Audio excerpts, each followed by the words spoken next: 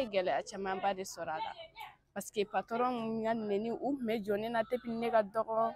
u tun bɛ ne kɔrɔfɔ kuma caman patron ye ko caman kɛ ne na quoi.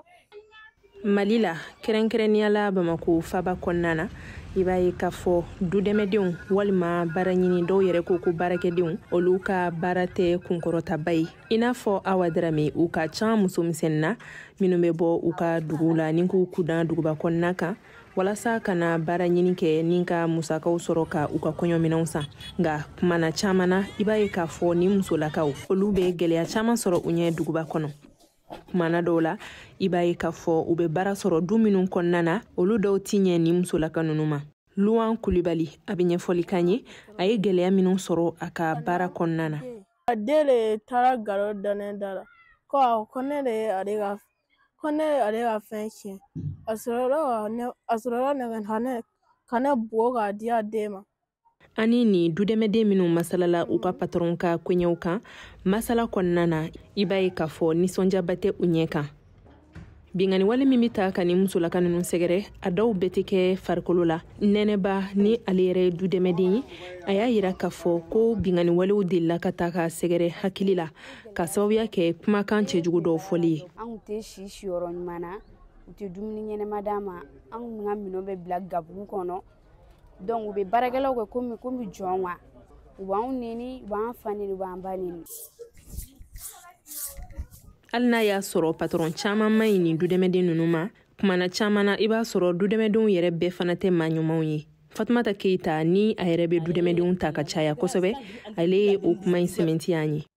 Ni denmuso ka mariage de tun bɛ yen nɔ i y'a ye a y'an ka fini cɛ an ka fini kura an ka samaraw a taara n'an ka fɛnw bɛɛ walayi an ma sɔn kabini ya 49 ne bɛ boli bi 49 ba man tɛ ka ni mɔgɔ lankolon n'o tɛ. An b'an senfa ka taa Bamako ba kini yan fan fɛ kɛrɛnkɛrɛnniyala Falajɛ sugu la. Hɛrɛ bɛ ne kun sera fɛ wula in na ne muso bɛ mago bɛ baarakɛden na. I n'a fɔ Lube Joel Munkuru ka kɛɲɛ ni duguba sigi gɛlɛya caman ye u ka ca Bamakokaw la minnu mago bɛ jɔ dudɛmɛdenw na sanga ani waati bɛɛ lajɛlen na. Ne kun nana ka baarakɛden ɲini k'a den madamu ma bon a y'a fɔ cogo min na n kan ka kɛ o cogo la ko kana sinfalen ɲini maa min mangani wa. Ka kɛɲɛ ni dudɛmɛdenw ɲini ni fanga bonyani ye fɛn min ye maa caman ye olu ye u dili mɔgɔw ma ka u kɛ u ka baaraw ye ni ka nafa sɔrɔ a la nka Adama Tarawele yɛrɛ ka fɔ la nin baara in n'a kuma bɛɛ gɛlɛya don. Dɔw b'a fɔ fana a ka sa n ka fɛn nin fana tiɲɛ n b'a tigɛ a ka wari la nin bɛɛ bɛ fɔ ne ma bon dɔw bɛ yen nɔ n'u bolila fana kɔnɔ a b'a fɔ ko n wari hakɛ sonyɛna n b'a sara bon ko tɛ baarakɛla dɔ ye mako tɛ baarakɛla ye mako t'a somɔgɔ ye mako bɛ ne de la halisa n bɛ dɔ ta sara la ma ban fɔlɔ. Walasa ka dan sigi dudɛmɛdenw ale ni patron cɛ gɛlɛyaw la o kama baɲumankɛkulu ale ni tɔn caman bilala sen kan minnu bɛ dudɛmɛdenw di mɔgɔ ma ka fara o kan u bɛ u cɛ koɲɛ gɛlɛyaw ɲɛnɛbɔ ni ka dudɛmɛdenw ka hakɛ ka olu sabati. Apafe Muso Danbe ale ye o baɲumankɛkulu dɔ ye min yɛrɛ la Siyaka Jara ale bɛ ɲɛfɔli k'an ye u ka baarakɛtaw la. N'an tilala u jateminɛw na pewu o y'a sɔrɔ